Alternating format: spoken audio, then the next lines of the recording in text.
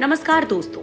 Corona के दौर में जब हर तरफ से बुरी खबरें ही सुनने को मिल रही हैं, ऐसे समय में हमारा ये बुलेटिन आप लोगों को कोरोना से जुड़ी कुछ अच्छी खबरें बताएगा। दोस्तों, देश में भले ही कोरोना का ग्राफ बढ़ता जा रहा हो, लेकिन आंकड़ों पर गौर करें तो भारत कोरोना से जंग जीतने के करीब है और कोरोना से ठीक होने वालों की संख्या 19 लाख को पार कर गई है। वहीं एक और अच्छी खबर है कि गोरखपुर में वैक्सीन के ट्रायल के लिए वॉलंटियर की स्क्रीनिंग पूरी कर दी गई है। इसके अलावा एक अच्छी खबर लखनऊ से भी है, जहां देश का सबसे बड़ा प्लाज्मा बैंक खोला गया है।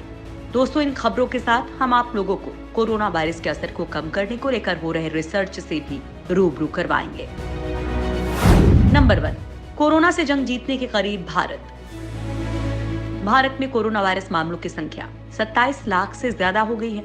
एक तरफ जहां ये आंकड़े महामारी के कहर को बता रहे हैं, वहीं भारत में टेस्टिंग और आइसोलेशन की दिशा में तेजी से काम हुआ है। भारत ने पिछले 24 घंटों में रिकॉर्ड 8.97 लाख टेस्ट किए हैं। रिकॉर्ड संख्या में टेस्टिंग के बावजूद भारत में कोविड का पॉजिटिव रेट स्टेबल है। पिछले 24 घंटों में ये 8.81% रहा है। देश में कोरोना से ठीक हो चुके लोगों की संख्या 19 लाख से ज्यादा हो गई है, यानी कुल मामलों में से 73.18% मरीज रिकवर हो चुके हैं। महाराष्ट्र, तमिलनाडु, आंध्र प्रदेश, कर्नाटक वो राज्य हैं जहां का रिकवरी रेट अभी बाकी जगह से कम है, जबकि दिल्ली का रिकवरी रेट सबसे बेहतर है। स्वास्थ्य मंत्रालय के अनुसार केसेस का जल्द पता लगने, टाइम से उन्हें आइसोलेट करने, प्रभावी क्लिनिकल ट्रीटमेंट से मृत्यु दर कम हुई है। नंबर 2, गोरखपुर में 80 वॉलंटियर्स की स्क्रीनिंग पूरी। दोस्तों, स्वदेशी वैक्सीन के ट्रायल के लिए भारत में तेजी से काम हो रहा है और इसी कड़ी में जायडस कैडिला की वैक्सीन के ट्रायल के लिए 80 वॉलंटियर्स की स्क्रीनिंग गोरखपुर के राणा अस्पताल में पूरी कर ली गई है। दिल्ली से इन वॉलंटियर्स की रिपोर्ट 2 दिन के अंदर आने की उम्मीद है। स्वास्थ्य बेहतर मिलने पर इन लोगों पर वैक्सीन का ट्रायल शुरू किया जाएगा। पहला डोज देने के बाद दूसरा डोज 28वें दिन और तीसरा डोज 56वें दिन दिया जाएगा। भारत बायोटेक के कोवैक्सीन के 2 डोज का ट्रायल भी वॉलंटियर्स पर हो चुका है। इसी कड़ी में दूसरी कंपनी जायडस कैडिला के वैक्सीन के ट्रायल की भी अनुमति अस्पताल को मिली है। 80 वॉलंटियर्स की स्क्रीनिंग की रिपोर्ट दिल्ली से आनी है। इस रिपोर्ट में जो लोग स्वस्थ मिलेंगे उन पर कैडिला की वैक्सीन का ट्रायल किया जाएगा।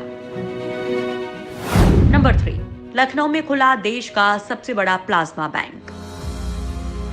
दोस्तों, दिल्ली में प्लाज्मा बैंक की सफलता को देखते हुए लखनऊ में भी योगी सरकार ने प्लाज्मा बैंक खोला है। लेकिन इसकी खासियत है कि ये देश का सबसे बड़ा प्लाज्मा बैंक होगा। लखनऊ के केजीएमयू में इस सेंटर की शुरुआत की गई है। लखनऊ में कोरोना मरीजों के लिए बना ये सेंटर देश का 5वां प्लाज्मा सेंटर है। इसके अलावा दिल्ली और चंडीगढ़ में 2-2 सेंटर पहले से काम कर रहे हैं। यूपी के राज्यपाल आनंदीबेन पटेल ने इसका उद्घाटन किया है।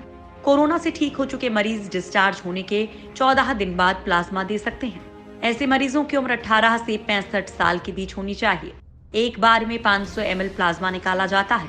दरअसल लखनऊ समेत पूरे यूपी में इस समय कोरोना तेजी से बढ़ रहा है। मरीजों को बचाने के लिए प्लाज्मा बैंक खोला गया है।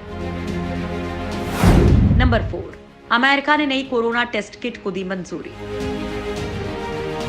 दोस्तों, कोरोना वायरस से पूरे विश्व में अब तक 7 लाख से ज्यादा लोगों की मौत हो चुकी है। सभी देशों में कोरोना से निपटने के लिए कारगर इलाज, वैक्सीन और साथ ही टेस्टिंग के नए तरीके खोजे जा रहे हैं। ऐसे में अमेरिका ने एक ऐसी नई टेस्टिंग किट को मंजूरी दी है जिससे लोग घर पर ही टेस्ट कर सकते हैं। नए टेस्टिंग किट का निर्माण रूटगर्स की lab RUCDR Infinites, Biologics, Spectrum Solutions और एक्यूरेट डायग्नोस्टिक्स ने मिलकर किया है। US FDA की कमिश्नर स्टीफन हान के मुताबिक इस नए टेस्ट से कोरोना परीक्षण को काफी रफ्तार मिलेगी। साथ ही टेस्टिंग किट्स की कमी की समस्या से भी छुटकारा मिलेगा, जो इस समय अमेरिका के सामने सबसे बड़ी समस्या है। नंबर 5, मुंबई के धारावी मॉडल को अपनाएगा फिलीपींस। दोस्तों, मुंबई के धारावी से कोरोना को खत्म करने के लिए BMC ने जो तरीके अपनाए हैं उसकी चर्चा पूरी दुनिया में है और अब फिलीपींस की सरकार कोरोना वायरस को रोकने के लिए मुंबई के धारावी झुग्गी बस्ती का मॉडल अपनाएगी। फिलीपींस में आबादी बेहद घनी है। ऐसी स्थिति में कोरोना का संक्रमण रोकना बेहद कठिन काम है। इसलिए फिलीपींस की सरकार ने BMC से संपर्क साधा है। BMC की माने तो धारावी में लागू किए गए तरीकों को फिलीपींस की सरकार भी लागू करना चाहती है। इसके लिए BMC ने अपना ब्लूप्रिंट शेयर किया है। धारावी में संक्रमण की दर 0.8% है, जो पूरे भारत में सबसे कम दरों में से एक है। यहाँ पर ठीक हो रहे मरीजों की दर 81% है। कोरोना की वजह से मृत्यु दर घटकर 4.8% हो गई है। इसी वजह से इस मॉडल की चर्चा पूरी दुनिया में है। नंबर 6, अब लार के नमूने से हो सकेगी कोरोना की जांच। दोस्तों, कोरोना महामारी फैलने के बाद से ही इसके टेस्ट को लेकर नई नई तकनीक इजाद हो रही हैं। इसी कड़ी में येल यूनिवर्सिटी ने लार से कोरोना की जांच का नया तरीका इजाद किया है। इस तकनीक के आने से अब मुंह और नाक का स्वाब नमूना लिए बगैर कोरोना की जांच हो सकेगी। इसके लिए मरीज खुद ही अपनी लार का नमूना लैब में दे देगा। इससे स्वास्थ्य कर्मी मरीज के संपर्क में नहीं आएंगे और उनके लिए संक्रमित होने का खतरा घटेगा। इस टेस्ट को अमेरिका में लागू करने की अनुमति भी मिल गई है। लार से कोरोना की जांच का तरीका इजाद होने से अब बड़ी संख्या में और तेजी से कोरोना की जांच हो सकेगी। इतना ही नहीं, जांच के लिए अब लोगों को इंतजार भी नहीं करना होगा। फिलहाल अमेरिका में इस तरीके से बिना लक्षण वाले मरीजों की जांच की जाएगी। Number 7, anti corona protection sanitiser card की बढ़ी मांग।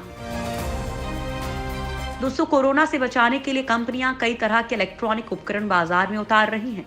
इसी कड़ी में anti corona protection sanitiser card भी आजकल लोगों के बीच काफी पसंद किया जा रहा है। वाराणसी में तो इस कार्ड की डिमांड सबसे ज्यादा है। यहाँ पर तो इसकी कालाबाजारी भी शुरू हो गई है। ये anti corona protection sanitiser card गले में पहने हुए व्यक्ति को 1.5 मीटर तक कोरोना वायरस से प्रोटेक्शन देगा। कोरोना वायरस से बचाव के लिए प्रोटेक्शन कार्ड सभी की पहली पसंद बन गया है। हालांकि ये कार्ड कोरोना से बचाने में कितना कारगर है, फिलहाल इसकी जांच की जा रही है। वाराणसी के डीएम ने इसे बेचने वाले सभी दुकानदारों से अपील की है कि इसकी ब्लैक मार्केटिंग ना करें। वहीं ग्राहकों से भी अपील की गई है कि वो इसे एमआरपी पर ही खरीदें। नंबर 8, चीन की वुहान लैब से ही फैला था कोरोना वायरस। दोस्तों, चीन हमेशा से कोरोना वायरस के वुहान लैब से फैलने के आरोपों को नकारता आया है, लेकिन अब अमेरिका के 2 वैज्ञानिकों ने चौंकाने वाले खुलासे किए हैं। इन वैज्ञानिकों का कहना है कि यह वायरस करीब 8 साल पहले चीन की मोजियांग खदान में पाया गया था, जहां काम करने गए कुछ मजदूर इससे संक्रमित हुए थे। बाद में उनकी मौत हो गई थी। ये सारी जानकारी चीनी चिकित्सक ली जू की मास्टर्स थीसिस का हिस्सा है। इन मजदूरों के सैंपल वुहान लैब भेजे गए थे और वहीं से ये वायरस लीक भी हुआ। अमेरिका सहित कुछ देशों का दावा है कि वुहान लैब में जानबूझकर वायरस तैयार किया गया था, जबकि चीन कहता आया है कि मांस बाजार में सबसे पहले वायरस का पता चला। लेकिन अब खुलासा हो चुका है कि ये वायरस वुहान लैब से ही लीक हुआ था।